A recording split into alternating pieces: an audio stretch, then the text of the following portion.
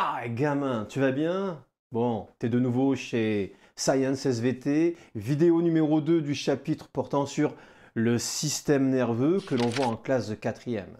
On a vu précédemment, previously on Science, on a vu les neurones, leur organisation, ce sont des cellules nerveuses. Comment sont-elles constituées? On l'a vu dans la vidéo précédente. Là, on embraye sur l'activité électrique au niveau de la membrane. Et oui, les neurones sont des cellules capables de fabriquer un petit courant électrique au niveau de leur membrane, au niveau de la membrane du neurone. Et tu vas voir, c'est capital, parce que sans ça, tu ne peux pas comprendre le système nerveux. Comprendre le système nerveux. On est bon? Allez, let's go, on y va.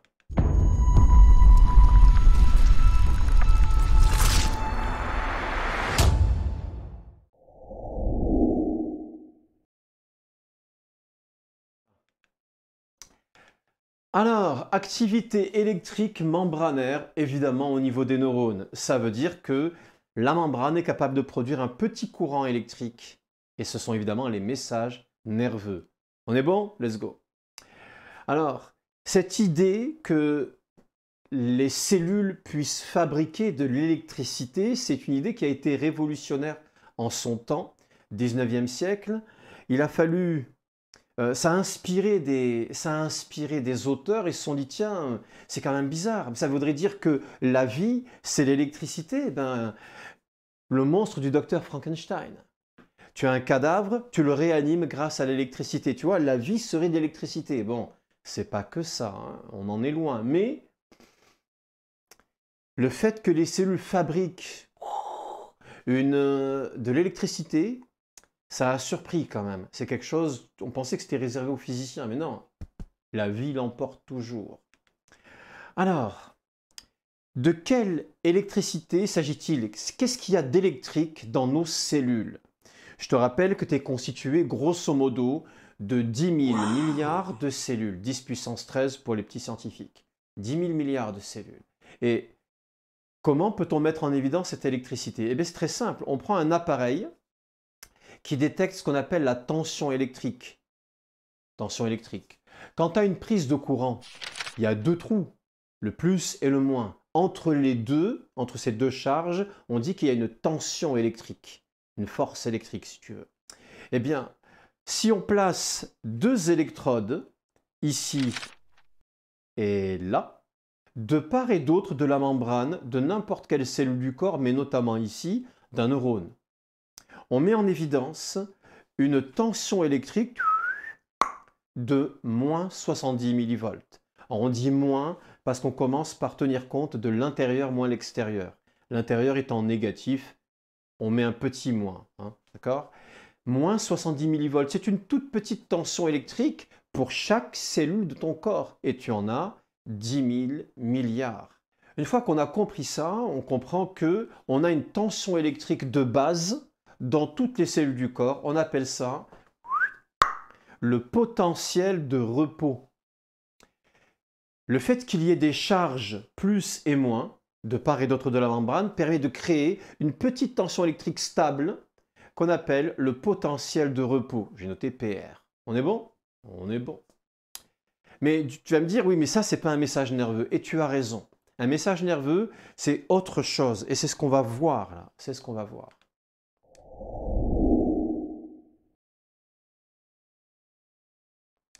Alors, les artistes, parfois, arrivent à créer des illustrations qui permettent d'y voir tout de suite beaucoup plus clair.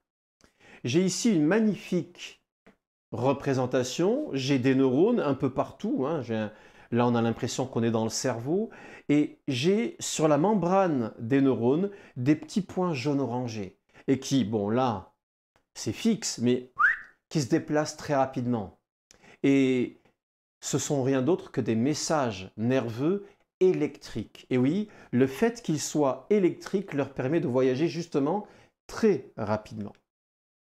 On a donc des messages nerveux qui sont très rapides. Je vais te donner leur vitesse juste après. Attention, j'insiste, les messages se propagent sur la membrane. C'est capital pour la suite. Ce n'est pas dans le cytoplasme, ce n'est pas dans le noyau, c'est sur la membrane des neurones, tu vois, sur la membrane, hop là, il y a des messages. N'oublie pas, les messages arrivent par les dendrites et repartent par l'axone, hein. N'oublie pas, c'est la vidéo précédente. À quelle vitesse ça circule? Eh bien, ça circule entre 1 et 100 mètres par seconde. Eh, c'est très rapide. Eh oui, un gars comme moi, il fait 1,70 m. Voilà, 1,70 m. Donc, si tu as un message, je marche sur un clou, et j'ai un message qui arrive jusqu'au cerveau à 50 mètres par seconde, c'est très rapide. Ça arrive rapidement au niveau de la tête. Alors, les neurones et les cellules musculaires sont des cellules qui, en plus d'avoir une tension électrique de base, sont des cellules qu'on appelle excitables. Excitable, ça veut dire quoi? Mais ça veut dire qu'on peut stimuler. Si je prends une petite électrode et que je balance un petit courant électrique sur un neurone, zzz, il va réagir. C'est une cellule excitable. Il n'y a que les neurones, les cellules musculaires et d'autres cellules comme les cellules du pancréas par exemple. Des cellules excitables. Ah, tu vas me dire, ouais, ok, mais tu voudrais visualiser ça, tu voudrais comprendre. Je vais donc maintenant te proposer un écran d'un appareil de physique qui indique la tension électrique. Premier cas de figure, il n'y a pas de stimulation. Pas de stimulation du neurone. Pour voir la base, eh bien, s'il n'y a pas de stimulation, donc voici le neurone, voici l'axone, eh bien ici tu as un écran qui indique la tension électrique. Le trait blanc, c'est 0 mV. Et on voit qu'on se situe en dessous, on est à moins 70 mV. C'est ce qu'on appelle le potentiel de repos. Potentiel de repos, moins 70 mV, toutes les cellules sont concernées. S'il n'y a pas de stimulation, la tension électrique reste constante, on reste à moins 70 mV. Voilà, c'est assez simple. Évidemment, ce qui toi t'intéresse, tu veux savoir ce qui se passe quand on zzzt le neurone, quand on le stimule. C'est ça que tu veux savoir. Eh bien voilà ce qui se passe. Si stimulation du neurone, qu'est-ce qu'on observe au niveau de la membrane? Eh bien, s'il y a stimulation suffisante, une stimulation suffisante, voilà ce qui apparaît. On voit qu'on a des messages nerveux qui se propagent le long de la membrane, et quand on met les électrodes, voilà ce qui se passe. On part de moins 70, plus 30, et on redescend, et ça se restabilise. Ça, de là à là, ça dure 1 milliseconde, 1 millième d'une seconde. C'est très rapide. Très rapide. D'accord? Ça, c'est ce qu'on appelle un potentiel d'action. Tu vas me dire, oui, et alors? Eh bien, écoute bien la phrase suivante. Cette activité électrique qui apparaît sur la membrane va se propager. C'est ça, le message nerveux. Un message se propage, il voyage. C'est ça la nature d'un message. Eh bien ici, le potentiel d'action, ça s'appelle comme ça, voyage, et c'est lui le message nerveux. Il y a donc au niveau de la membrane propagation de potentiel d'action que l'on voit ici. Une activité électrique, ce n'est pas la membrane qui bouge, hein, c'est une activité électrique qui se propage très rapidement entre 1 et 100 mètres par seconde. C'est ce qu'on appelle des potentiels d'action, c'est ce qu'on appelle le message nerveux. Le message nerveux est donc constitué d'un ou plusieurs potentiels d'action qui voyagent le long de la membrane d'un neurone. D'accord? Le long de la membrane, j'insiste, c'est important parce qu'on va en avoir besoin. Est-ce qu'on est bon là-dessus? Bien sûr qu'on est bon. Alors, on vient d'expliquer, je résume, on vient d'expliquer que sur la membrane d'un neurone, et abonne-toi, hein, et lâche-moi un pouce bleu. On vient d'expliquer que sur la membrane d'un neurone, il pouvait y avoir une tension électrique stable, le potentiel de repos. Mais que si on stimule un neurone, cette tension électrique peut être modifiée. C'est ce qu'on appelle un potentiel d'action. Le potentiel d'action apparaît à l'endroit où on a stimulé, mais il se propage. C'est donc un message nerveux. Ce que je viens de dire est capital. C'est important, gamin. C'est vraiment important. On est bon? Bien sûr qu'on est bon. Alors, tu veux visualiser ça de façon plus claire. Alors, voici une capture d'écran de mon cours. Voilà. J'ai un neurone tout vilain, le gris là. Voilà. On reconnaît les dendrites, le péricaryon avec le noyau, l'axone. et puis ici des terminaisons de l'axone. Et qu'est-ce qu'on voit? Eh bien, tu vois l'activité électrique là, tac, tac, ça c'est le potentiel d'action. Il se déplace le long de la membrane. Il se déplace entre 1 et 100 mètres par seconde. Voilà. Le message nerveux, ce sont donc les messages nerveux. Imagine là dans ma tête, il y a plein de messages qui circulent, je pense à plein de choses, tac, tac. C'est de l'électricité. Le fonctionnement de mon cerveau est lié à ces messages qui circulent de l'électricité. D'accord? Message électrique. Est-ce qu'on est bon? Bien sûr qu'on est bon.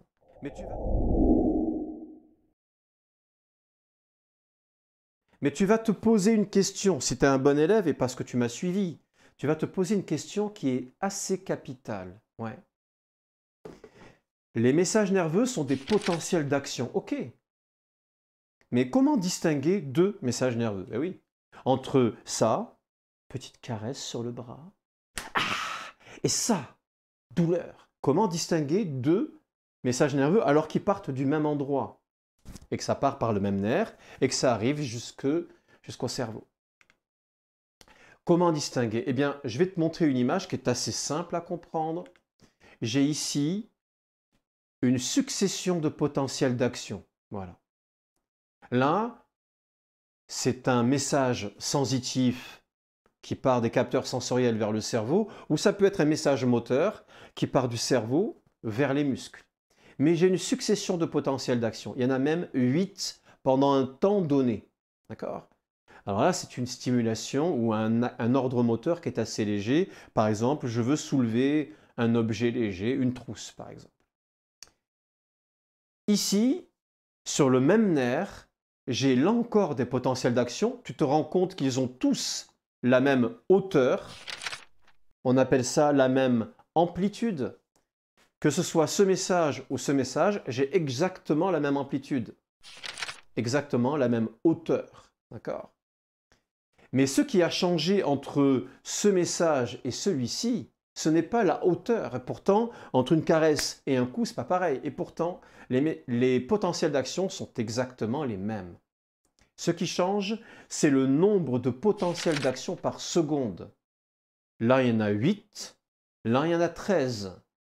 C'est ça que le cerveau va interpréter. Là, j'en ai 8, hein, c'est une caresse. Ouh, là, j'en ai 13. Ouh, c'est un coup, par exemple. C'est le changement de ce qu'on appelle la fréquence. Je résume, tous les potentiels d'action ont donc la même amplitude, c'est-à-dire la même hauteur, que ce soit sur ce message-là, celui-ci ou n'importe quel message dans ton corps, n'importe quel message. Ce qui change entre ces deux messages, c'est la fréquence des potentiels d'action, c'est-à-dire le nombre de potentiels d'action par seconde. Par conséquent, on peut conclure que le message nerveux n'est pas codé en hauteur d'activité électrique, en amplitude, il est codé en fréquence. En fréquence. Ce qui permet, ça doit te rappeler quelque chose. Tu sais, dans les vieux films, les films d'une ancienne époque, où on te montre le gars qui est dans son bureau de poste et qui envoie un message dans une autre ville, un message électrique là aussi, en faisant du morse. Les lettres morse, il y a des petits points et des points plus longs. Ces petits chocs électriques qui sont transmis d'une ville à une autre, bien, ce qui fait le message, c'est le nombre de chocs par seconde. C'est donc, là encore, la fréquence. Eh bien, dans ton corps, c'est exactement le même système. Quand je caresse le bras, il y a donc un message électrique qui part en direction de la région du cerveau qui est affectée au toucher de ce bras, de cet avant-bras. Est-ce qu'on est bon? Tu as tout compris? Évidemment que tu as tout compris. Tu as compris, petit 1, qu'il existait une tension de base, le potentiel de repos. Petit 2, tu as compris que si on stimule un neurone, on peut avoir une réaction qu'on appelle potentiel d'action. Petit 3, tu as compris que le potentiel d'action se déplace, c'est donc lui le message nerveux. Petit 4, tu as compris que d'un message nerveux à l'autre, ce qui change, c'est la fréquence des potentiels d'action. Les messages ne sont pas tous les mêmes, ils ne signifient pas tous la même chose. Est-ce qu'on est bon? Ben voilà, on a tout vu. C'est tout, gamin, on a tout vu. Partie suivante, mystère, la transmission synaptique. Alors ça, c'est juste, tu vois, c'est la meilleure partie du chapitre. La transmission synaptique. C'est capital, gamin.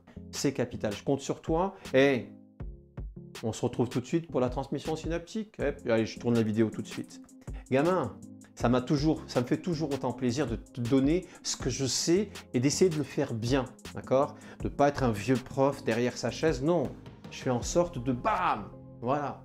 Donc je compte sur toi, tu lâches un pouce bleu, ça fait toujours plaisir, mais surtout, tu t'abonnes. Ne regarde pas la vidéo sans t'abonner, c'est important, je compte sur toi. C'est important pour moi parce que YouTube en a besoin pour me faire connaître. Et du coup, ça permettra à d'autres élèves d'accéder à ce contenu, évidemment. Et pas ce contenu, le meilleur. Mais oui, je suis le meilleur dans ce que je fais. Je suis le meilleur. Ok? Allez, on se retrouve pour la transmission synaptique. Gamin, porte-toi bien et travaille le cours.